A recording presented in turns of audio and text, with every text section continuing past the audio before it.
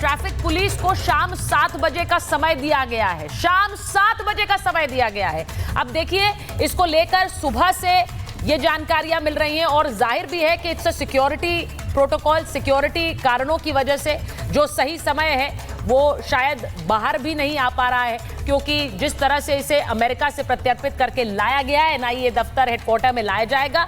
मैं आपको ये जानकारी दे रही हूं।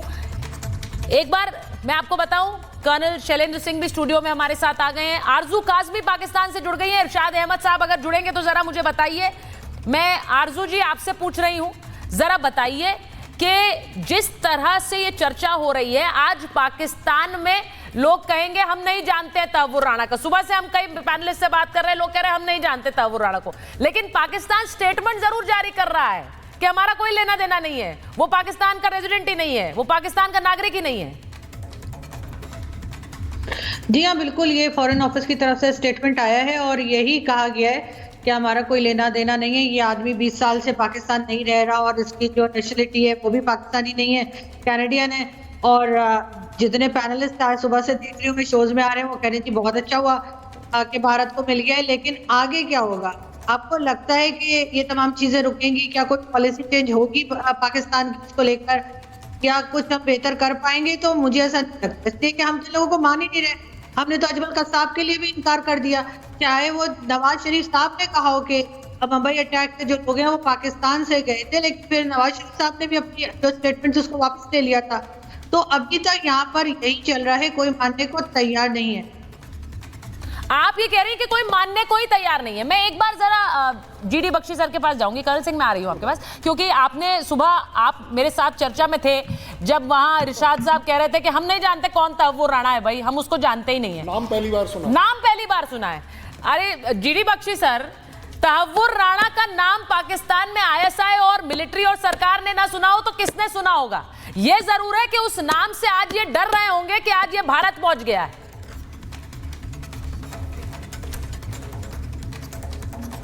मैं साफ बात बताऊं, ये तहव्वुर राणा नहीं, ये मेजर तहव्वुर राणा है, पाकिस्तान के आर्मी मेडिकल कोर का officer. Let's get that right.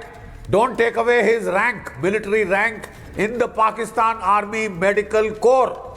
ठीक है, ये कहानी जाती है साहब वो कैडेट कॉलेज में रावलपिंडी के पास, जहां पे मेजर इकबाल आईएसआई का, Tahawwur Rana, major Tahawwur Rana, army medical corps Pakistan army, और डेविड कोलमैन हेडली यानी दाऊद गिलानी इकट्ठे पढ़ते थे। वहां से निकलने के बाद इकबाल गया आईएसआई में, मेजर तहव्वुर राणा जाके पाकिस्तान की आर्मी मेडिकल कोर में भर्ती हुआ और कई साल नौकरी करने के बाद छोड़ के वहां से गायब हुआ और ये जाके शिकागो में इसने फर्स्ट वर्ल्ड इमिग्रेशन एजेंसी नाम की एक वहां संस्था खोली। इसने दाऊद इब्राहिम को पासपोर्ट दिलवाया, इसने 5 साल का वीजा दिलवाया मुंबई आने के लिए, और 5 बार वो शख्स 2006 और 2007 और 2008 के बीच में उसने 5 बार रेकी करी मुंबई की। मुंबई से उसने जो वो मौली है, वो जो हिंदुओं का सेक्रेड थ्रेड है, वो लाके दिया कि ये जो 10 आतंकवादी सुइसाइड जो बॉम्बर जो आ रहे होंगे वो ये डालेंगे हिंदू सेक्रेड थ्रेड, ताकि सारा ब्लेम हिंदू टेररिज्म पे डाला जाए। ठीक है, सारा ब्लेम हिंदू टेररिज्म के ऊपर डाला जाए। This is the nefarious plot. अब मैं जरा आपको बताऊं अहमियत क्या है तहव्वुर राणा की। जी, अभी तक पाकिस्तान कह रहा है हमारा कुछ नहीं लेना देना साहब। अगर लश्कर तैयबा इन्वॉल्व भी है तो साहब वो जो हैं वो नॉन स्टेट एक्टर्स हैं, हमारा कुछ नहीं लेना देना। The fact is they have everything to do.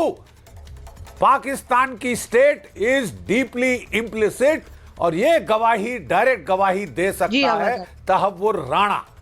मेरा कहना यह है कि जब 2008 में यह हमला हुआ, तत्कालीन सरकार ने कांग्रेस की कुछ नहीं किया, डोसियर पे डोसियर पाकिस्तान को भेजे, कोर्ट्स ने उनको लेने से इनकार कर दिया, ऑन रिकॉर्ड लेने से इनकार कर दिया, बोला ये फिक्शन है, कहानी है। देखिए साहब, पाकिस्तान नहीं मानेगा। हमको अपना ड्यू लीगल प्रोसेस जी, I पूरा know them करना all. चाहिए। अमेरिका की कोर्ट्स में, पाकिस्तान की कोर्ट्स में इनकी दरिंदगी पूरी आ चुकी है। सॉरी, अमेरिका की कोर्ट में और अब भारत की कोर्ट में पूरी आ जाएगी। देखिए, The moment we get proof, we should do what should have been done in 2008. Balakot strikes, Balakot type air strikes और cruise missile strikes on the Lashkar headquarter, on the ISI headquarter. ये That बहुत is the बड़ी only बात, language ये बहुत बड़ी बात आप कह रहे हैं। आप बहुत बड़ी बात कह रहे हैं मेजर जनरल। आप ये कह रहे हैं कि इस तरह की स्ट्राइक्स फिर से होनी चाहिए, खास करके टेरर नेटवर्क पर। मैं एक बार जरा बता दूं कि कोर्ट में पेश किया जाएगा तहव्वुर राणा को, दिल्ली की पटियाला हाउस कोर्ट में। वहां पर हलचल तेज है, सुरक्षा बढ़ाई गई है, मुख्य गेट के आसपास बैरिकेडिंग की गई है, वहां किसी को जाने की इजाजत नहीं है। वो तस्वीरें भी आपको दिखा रही हूं, किसी को आने जाने की इजाजत नहीं है दिल्ली के पटियाला हाउस कोर्ट में। तो वहां की तस्वीरें जरा दिखा दीजिए। ये दूर से ली गई तस्वीरें हैं। यहाँ पर सिक्योरिटी बढ़ाई गई है, आप देखिए बख्तरबंद जो गाड़ियां हैं वो भी पहुंची हुई हैं और यहाँ पर तहव्वुर राणा को लाया जाएगा। सिक्योरिटी पर्सनल वहां डिप्लॉयड है। ये सब कुछ तहव्वुर राणा की पेशी के लिए। अब मैं एक चीज पूछूंगी, जो बात दीपक वोरा जी, जो एम्बेसडर वोरा अभी बिट्टा साहब ने बात कही कि ये नहीं, पन्नू को मत भूलिए, हाफिज सईद को मत भूलिए, ये वो चेहरे हैं जो पाकिस्तान में बैठे हुए हैं, इन्हें नहीं भूलना है। पाकिस्तान रोल डिनाई कर सकता है, लेकिन ये जो चेहरे हैं इनको इनकी भी किस तरह से ये एक दिखाता है सीधे सीधे कि भारत की रीच, किसी ने नहीं सोचा था तहव्वुर राणा को भारत वापस लाया जाएगा, वो आज आया है। तो कोई भी हमारी रीच से बाहर नहीं। बहुत धन्यवाद ma'am, thank you very much. आपके साथ होता हूँ, कुछ सीखता हूँ। अभी मैं देख रहा हूँ कि पाकिस्तान से हमारी बेटी आरजू काज़मी भी यहाँ पर है। आप क्षमा करेंगे, अभी जनरल साहब, जनरल बख्शी जो कह रही है, बहुत इज्जत करता हूँ, one of the most highly decorated officers, इनके नाम से पाकिस्तानी आर्मी कांपती है, जैसे कर्नल शैलेंद्र सिंह के नाम से भी। तो मैम जो उन्होंने जिक्र किया है कि वो सुधरेंगे नहीं, मैं बता देता हूँ, क्योंकि बच्चा जब वहाँ पैदा होता है, आरजू बेटी इसको जानती है, जब जाता है पहला सूरा सीखता है कुरान का, जो जिसमें लिखा बिस्मिल्लाह रहमान रहीम वल्हम्दुलिल्लाह बिल रब्बिल आलमीन। उसके बाद कहता मैं हिंदुओं को मारूंगा, ये सिखाया जाता है उसको। मैं आतंक का सहारा लूंगा क्योंकि मुझे वहां पे 72 वो हूरें चाहिए। 3 साल की उसकी उम्र नहीं है तो अपनी 72 हूरों के बारे में, and I am not joking, I am not being light hearted. तो ये जो तवा फुरफुर राणा है, जो भी इसका नाम है, इसको लाया गया। मैम आप लोग कह रहे हैं ये बहुत बड़ी डिप्लोमेटिक विक्ट्री है, ट्रू, हम लोग जीत गए, लेकिन संदेश 2 तरफ से गए, बल्कि 3 संदेश। एक अमेरिका की तरफ से गया है, डोनाल्ड ट्रंप ने जब पहली बार ठोका था मेक्सिको को और कनाडा को ये टैरिफ्स के साथ, उसने कहा था कि आप लोग आतंकी भेज रहे हैं मेरे देश में जो हमें सता रहे हैं, ये मुझे पसंद नहीं है। यानी हिज एंटी टेरर फीलिंग उसने उस वक्त स्पष्ट की थी। हमने भी ये बता दिया है कि we have zero tolerance for terror, और पूरी दुनिया ये देख रही है कि अमेरिका और भारत मिल के आतंक को एक जड़ से उखाड़ देंगे, क्योंकि ये एक इंटरनेशनल इशू बन चुका है। 1 या 2 देश बचे हैं जो आतंक को स्टेट पॉलिसी बनाते हैं, उनमें से पाकिस्तान एक है। माफ करना आरजू बेटी, आपके देश में जो हम देखते हैं सारा वक्त। अब इनको कौन मार रहा है? जो हमारी एंकर, ब्रिलियंट एंकर ने पूछा, ये सब ALC क्लब के सदस्य हैं, अज्ञात लोग क्लब के सदस्य हैं जो मार रहे हैं इन लोगों को।